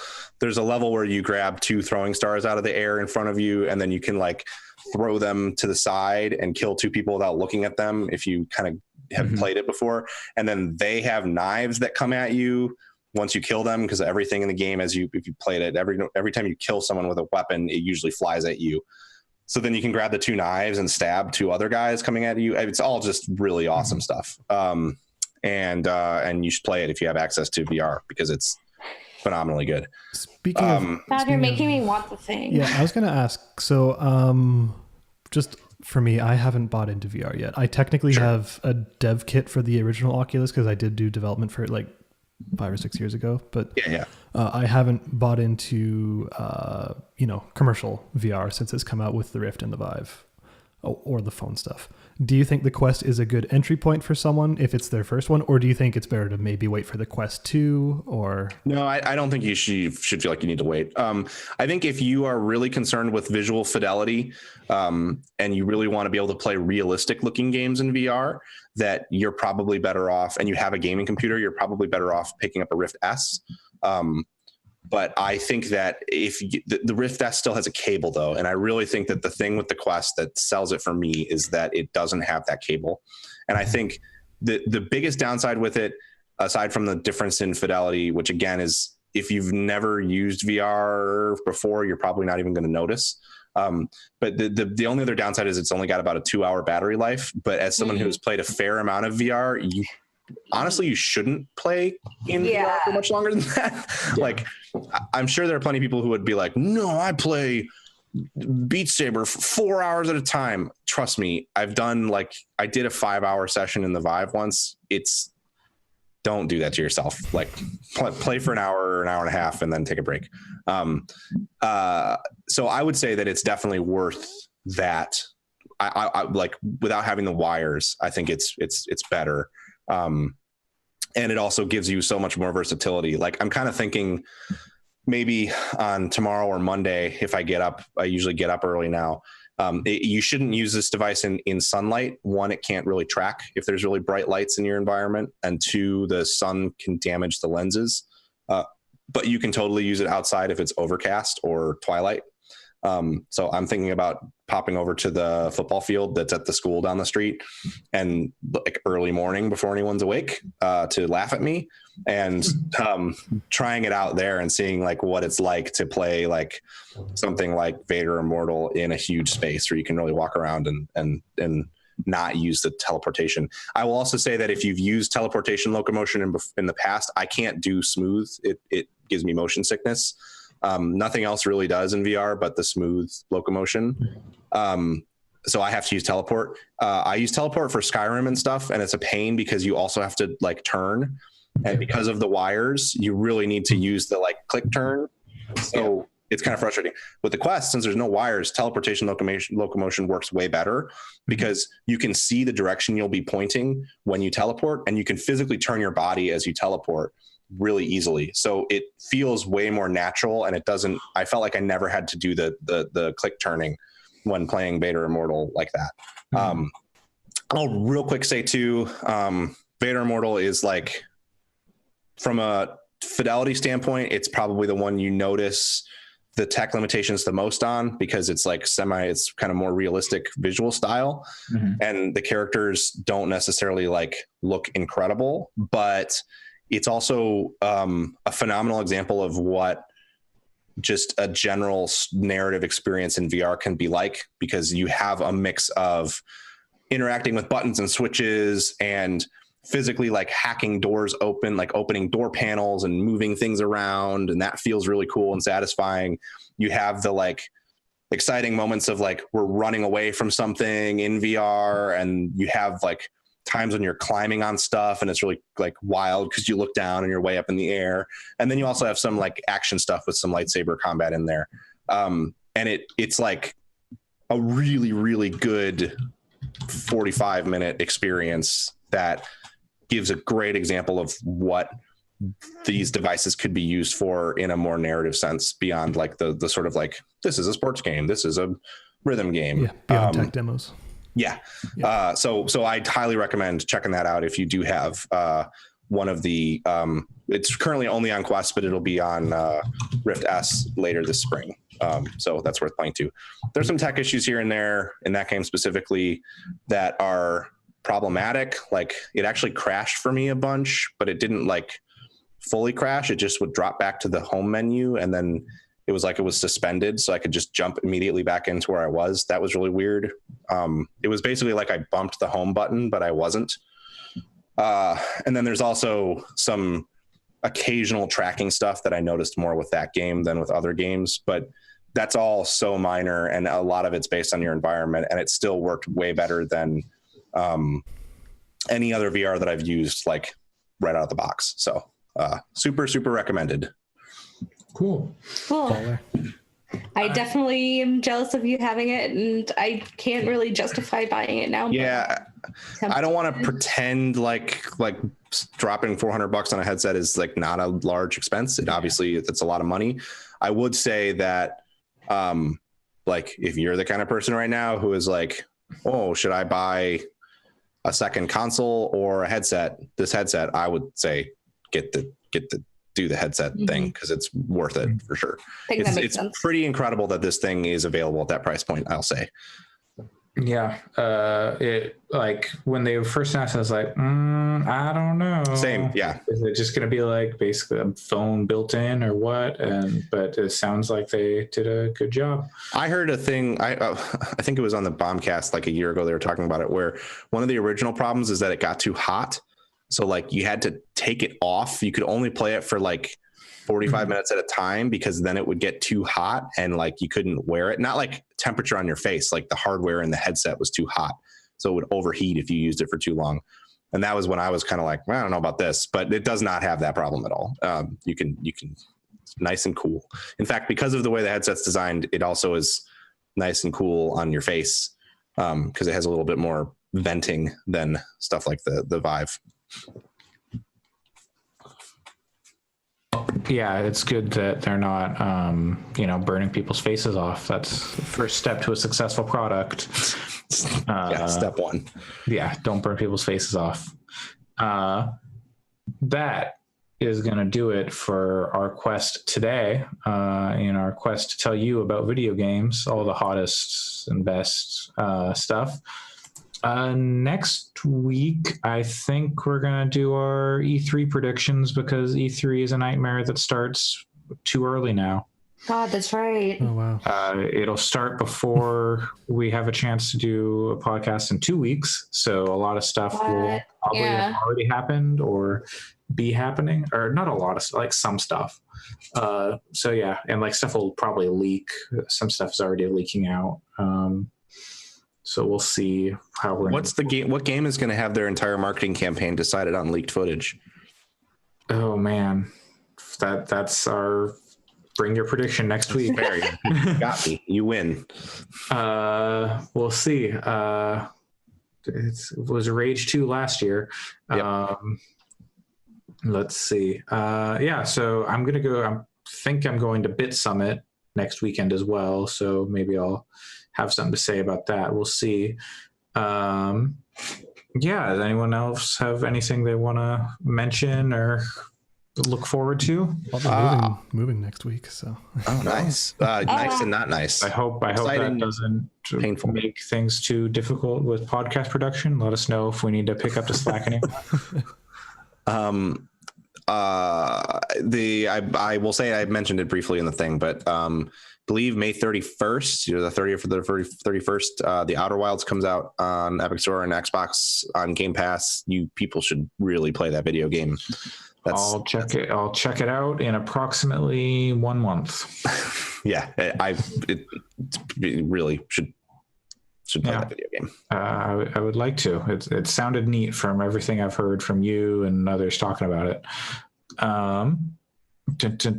Okay, well, you can find me on Twitter at COOLSL4W. That's at Coolslaw. You can find the podcast at Gaming Fix and at Fix Podcasts on Facebook.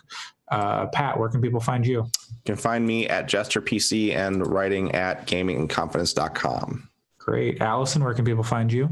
You can find me on Twitter at WRITERSERENYTY. Why did you write Serenity like that?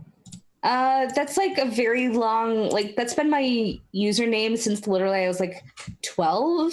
Did you just not know how to spell Serenity at that time? No, I knew how to spell it. No, it was just like on, I think the original one was on fanfiction.net and the original one was already taken. Okay. So I've literally been using that as like a username since I was 12. I know how that trust me. Alex, where can people find you? You can find me watching the newest Girlfriends review video, which was just posted 15 minutes ago. Oh, hell yes. What is she reviewing? Should your boyfriend play PlayStation 2? Ooh. Yeah. Yes, but I'm going to. Guess what? He probably already has. Probably. Chances are. Okay, well, that is going to do it for us. You can find us wherever fine podcasts are sold and or produced. And if you're buying this podcast, you're probably in the wrong spot. Mm-hmm. Unless you're buying them directly. Farm to Table Podcasts. You can also PayPal.me. Yeah, exactly. We're setting up a coffee account. Is it Coffee? I don't know. I don't know. I think it's coffee because it's like you're buying some coffee. Yeah. Okay.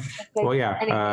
Edgy. And if the platform you're buying or finding our podcast on allows for reviews, go ahead and give us a review. Why does Apple get the monopoly on podcast reviews? I don't know. That's weird. Who even uses iTunes? I don't know anyone who uses iTunes. I certainly don't. The people I know who use iTunes are old. I've never heard anyone say anything good about iTunes.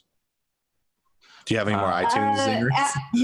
I mean, Apple had pretty good customer service the one time I had issues with iTunes, years ago, but that's about it.